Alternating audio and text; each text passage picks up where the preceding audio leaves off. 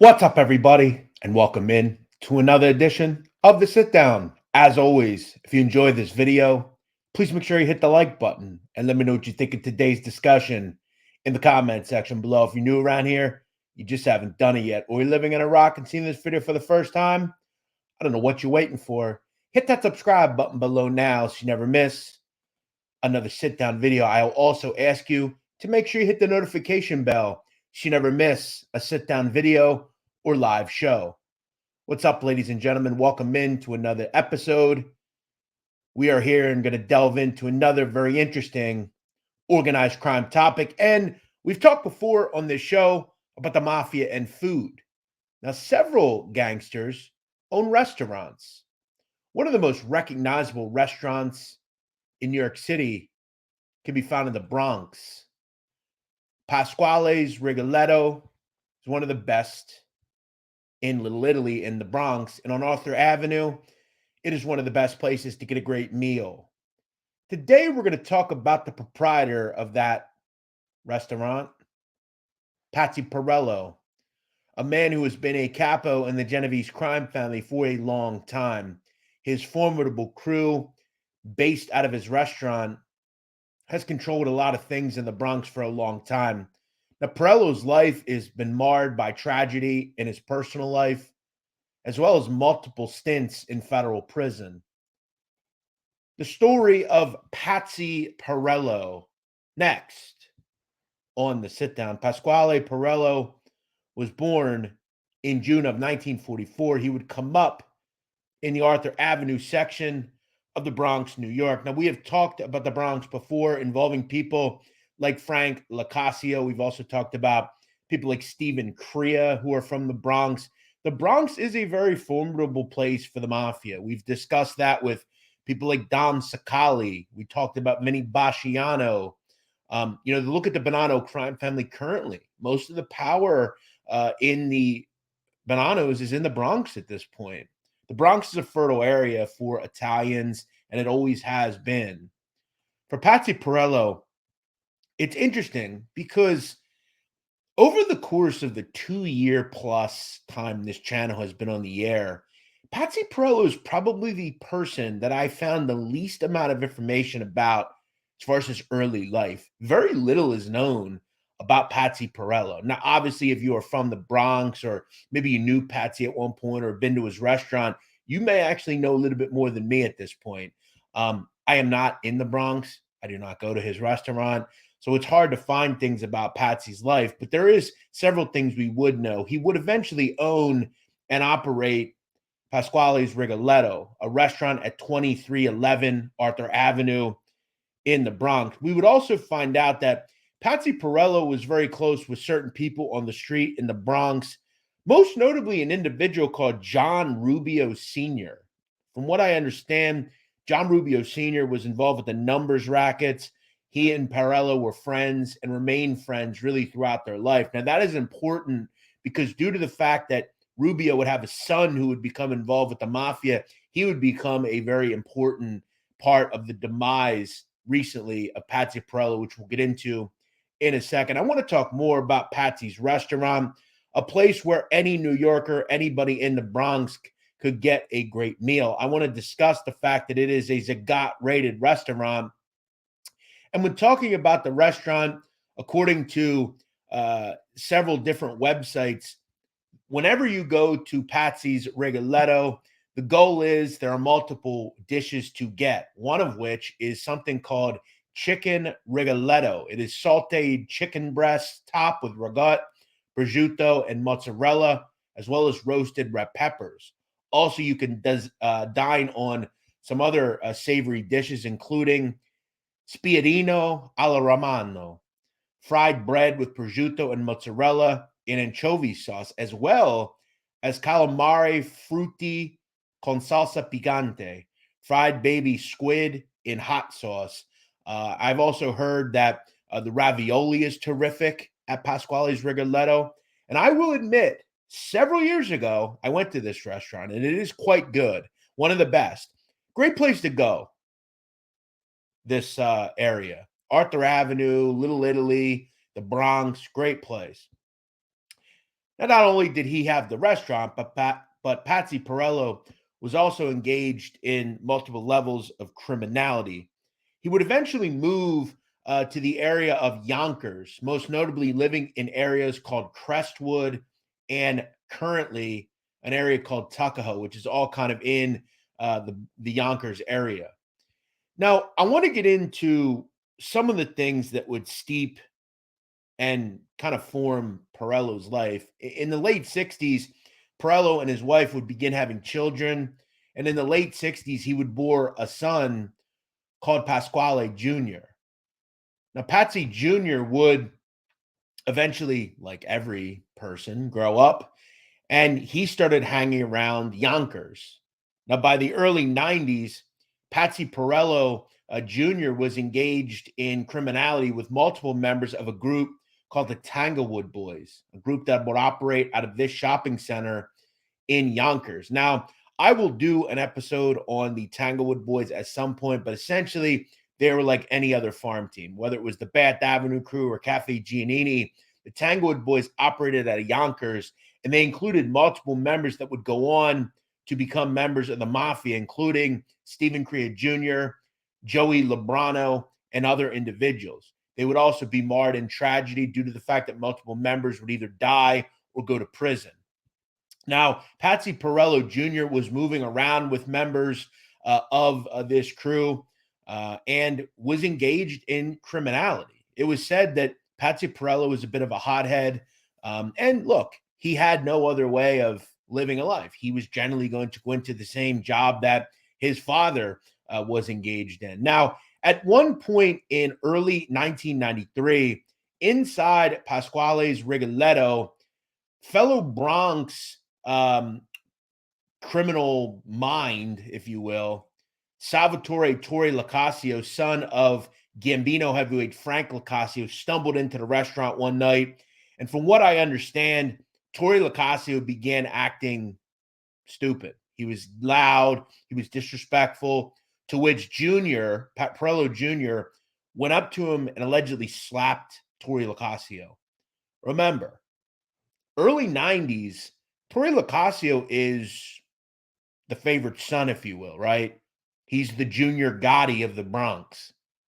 So you don't go around and slap people of that esteem, especially when Frank Locascio just took it on the neck and is, doing life.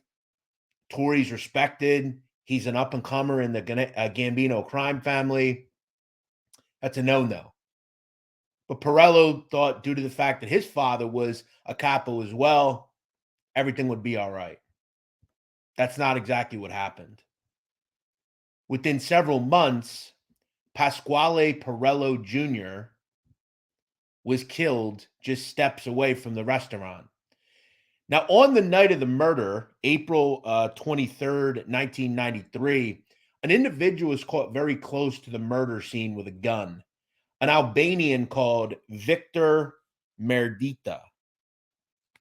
Now, Mr. Merdita was said to have ties to the Locascios. Now, we know through a video that I did that can be seen here on Zef Mustafa, Frank Locascio's driver and confidant, he was Albanian. We do know that Locascios had Albanian ties. Most people in the Bronx had Albanian criminal ties. Merdita was seen near the scene with a gun and arrested.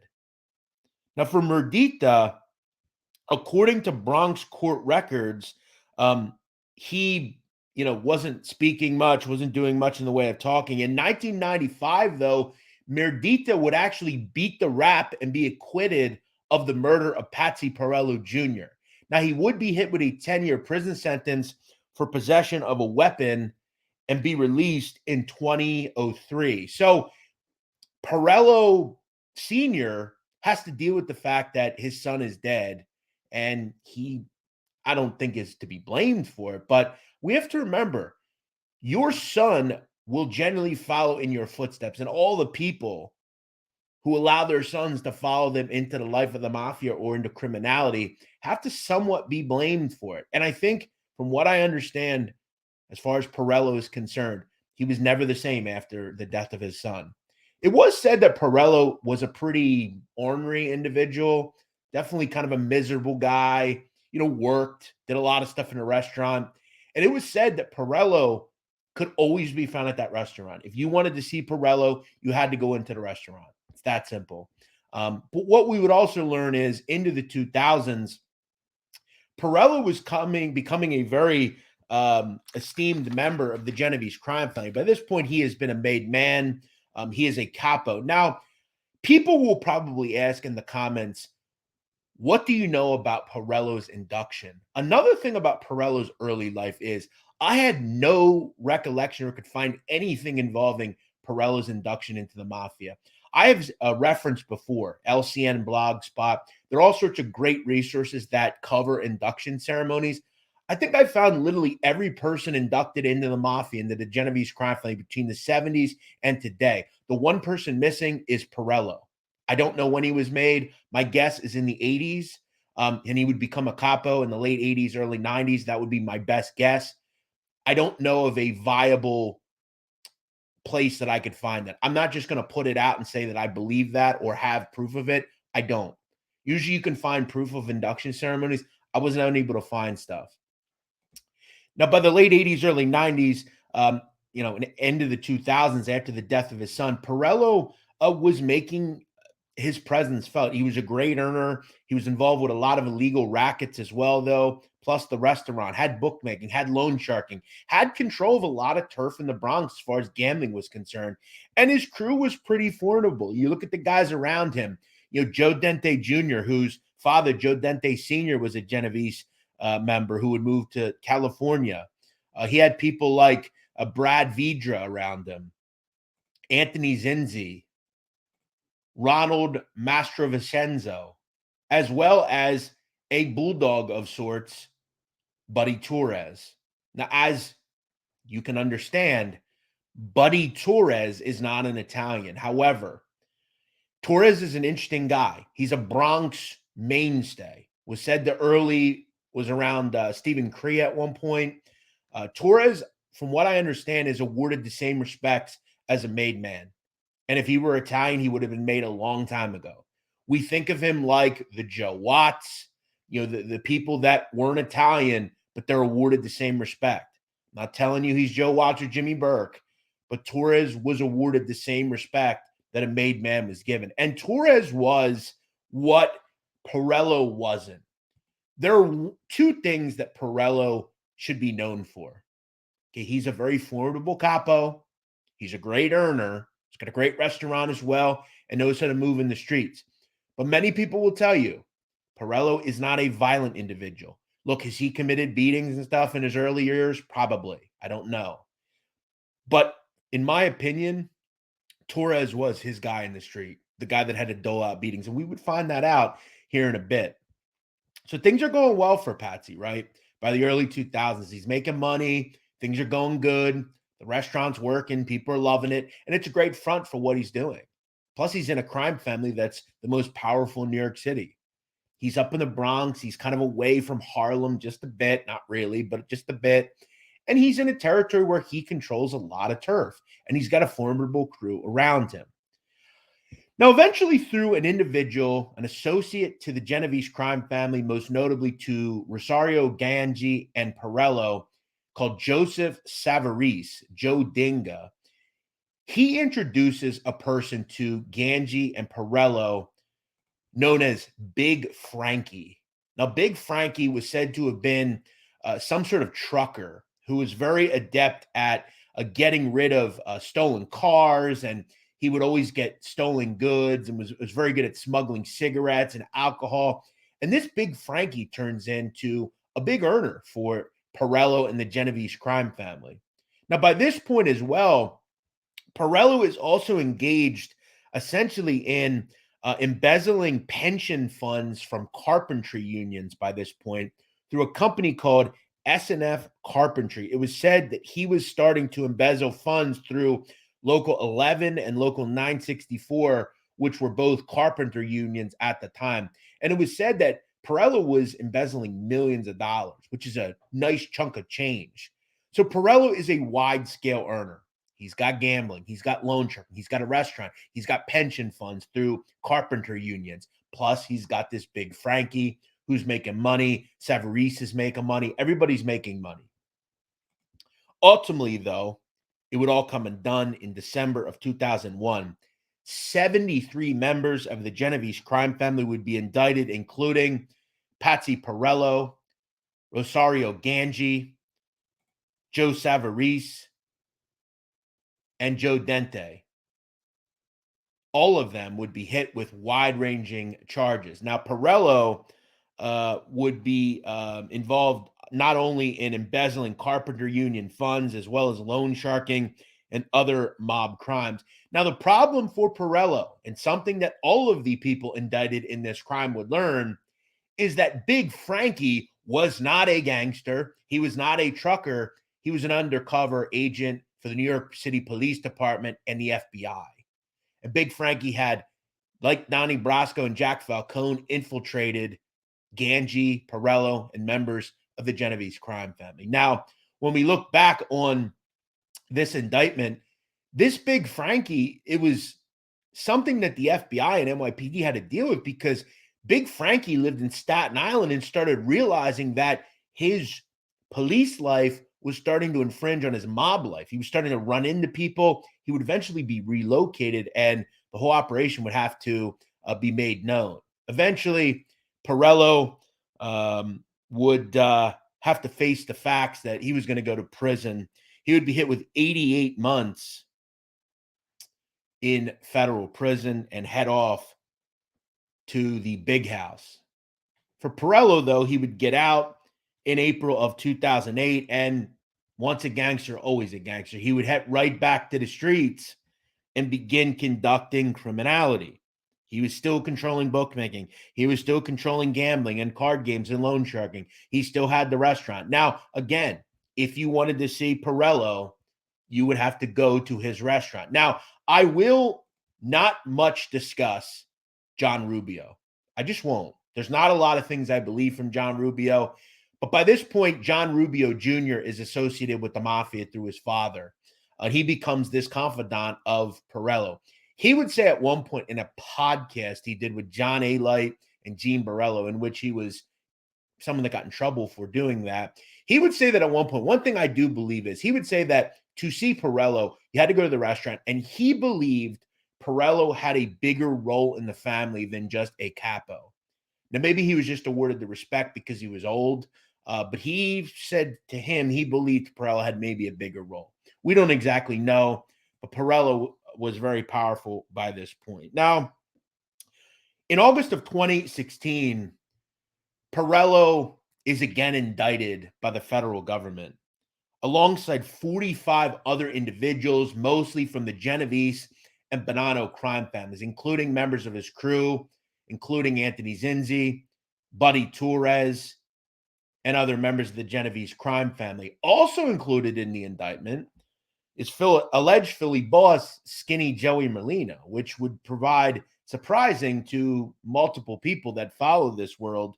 What was the connection between Parrello and Merlino? We'll get to that in just a second. Now, what I'm going to do now is I'm going to go through the indictment, because this indictment is fascinating, this 2016 indictment involving Parrello.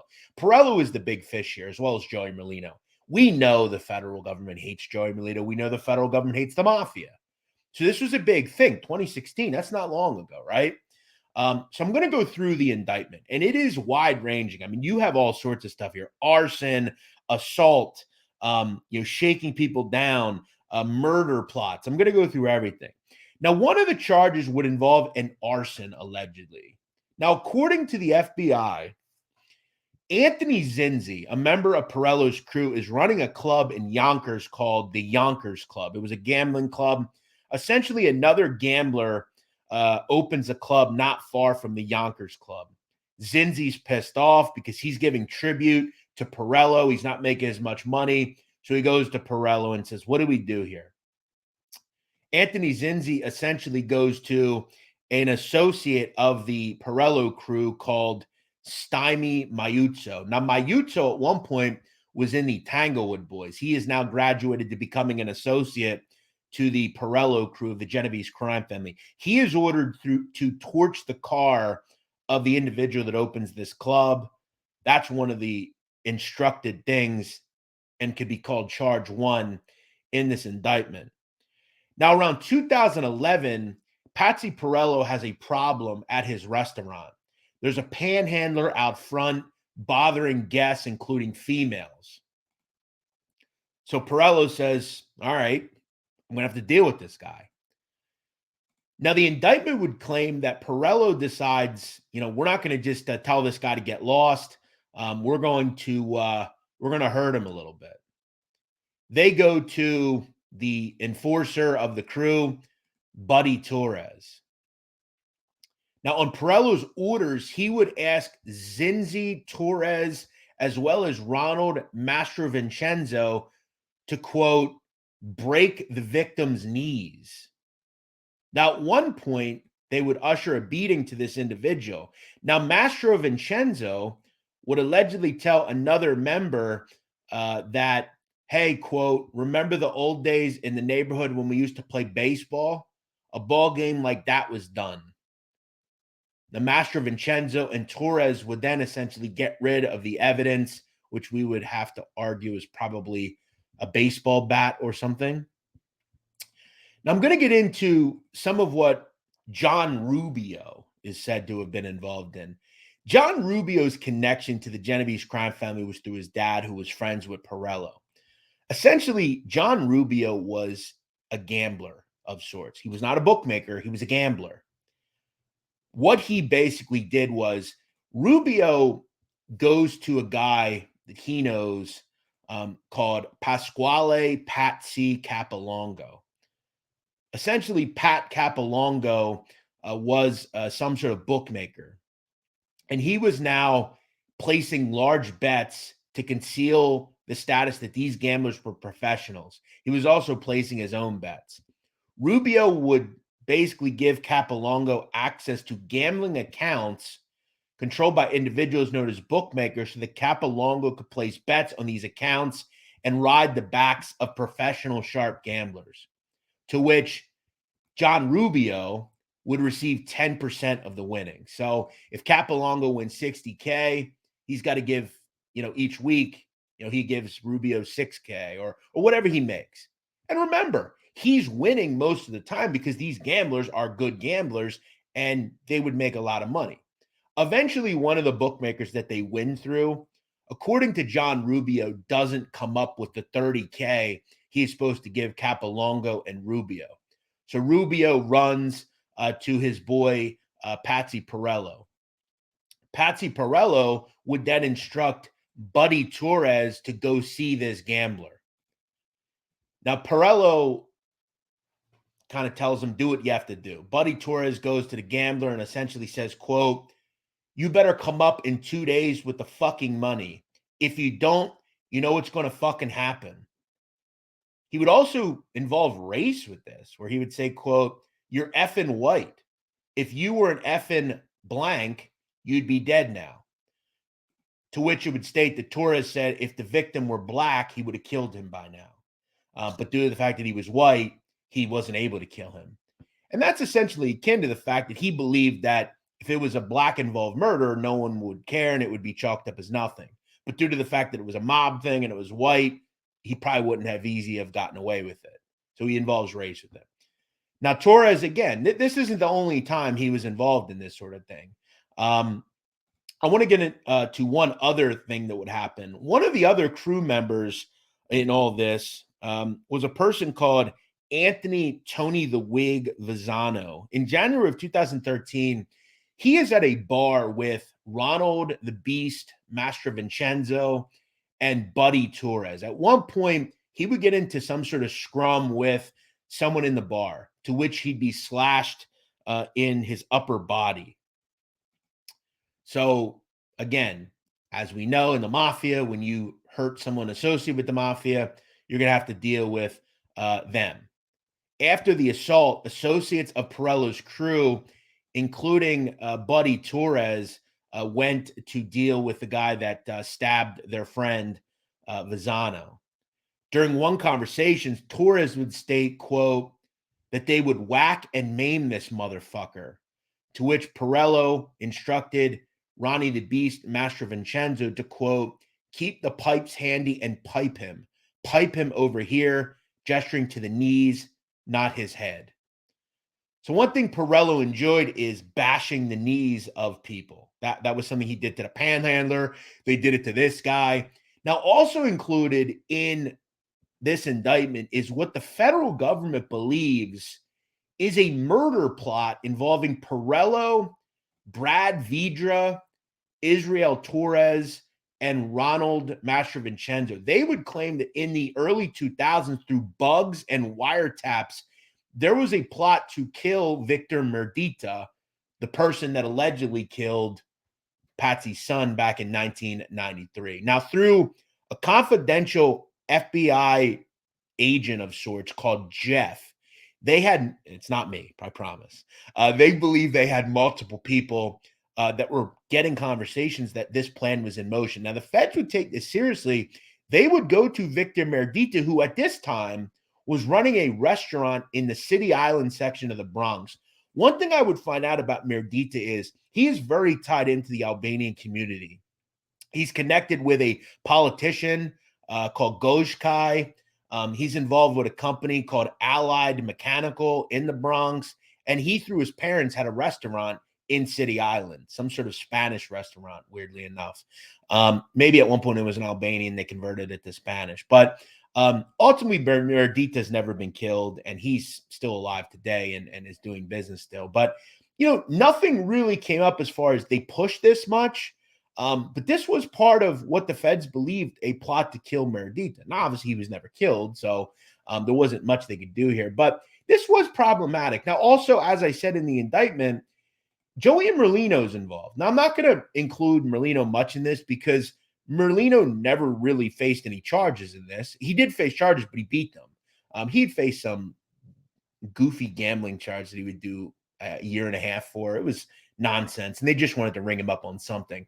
But the FBI essentially said that Parrello sent John Rubio to Florida to try to get Merlino in on business and stuff. And very few people believe J.R. Rubio. From what I understand, there was questions that he was possibly a drug addict. He had beat his wife at one point, and his credibility was concerning. And that's one of the reasons Joey Merlino beat the rap on this. But there was a photo that would surface in the mid-2000s of Merlino and Parrello at one point at Pasquale's Rigoletto.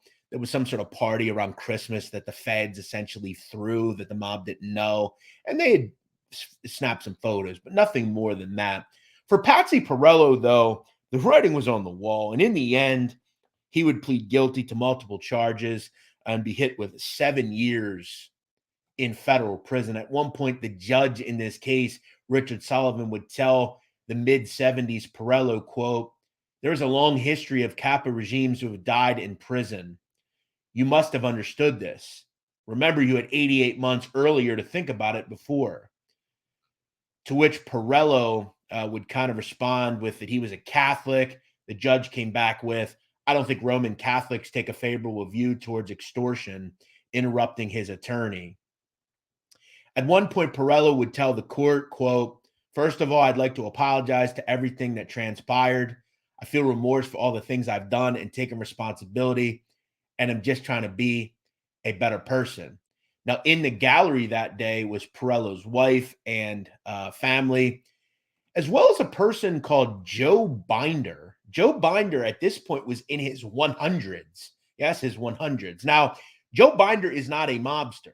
What Joe Binder is some sort of bon vivant in the Bronx community. He worked as a parking attendant at a restaurant near Pasquale's and became very chummy with Parrello. In fact, in the description of this video, I'm going to include a New York Times link to a video in the early 2010s done by the Times where they essentially follow Binder around and, kind of see his daily routine and how he became a 100+ year person. In the video, Patsy Parrello is actually speaking. He tells how he considers Binder to be one of the most amazing humans he has ever met. And he comes across quite likable, actually. It's pretty interesting, and I'll include the link to that in this video. Joe Binder would actually die in 2017 at the age of 107 while Patsy Parrello was kind of facing prison time.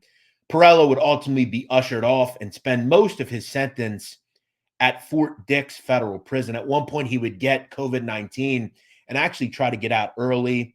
He did not get out early. He would be released in January of 2022. What Patsy Parrello does today, I have no idea. But there's one thing that can be said about Parrello is jail has not gotten him to stop his life in the mafia. One thing we know about these guys, for the most part, they are gangsters through and through. Now, what he does today, I don't know. He lives in Tuckahoe, New York, not far from the Bronx, and is in his late 70s at this point. Is he still in the mafia? I have no idea. But one thing can be said: once a gangster, always a gangster.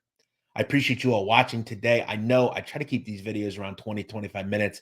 I wanted to pack in a lot of info in this one. I think Parrello is a really interesting guy, and I wanted to make sure we got through some of the indictments and some of the other stuff.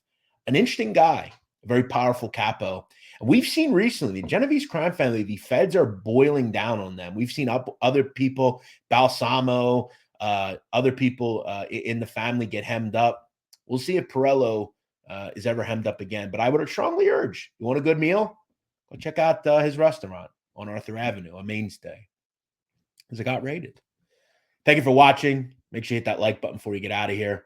We'll see you next week here on the Sit Down.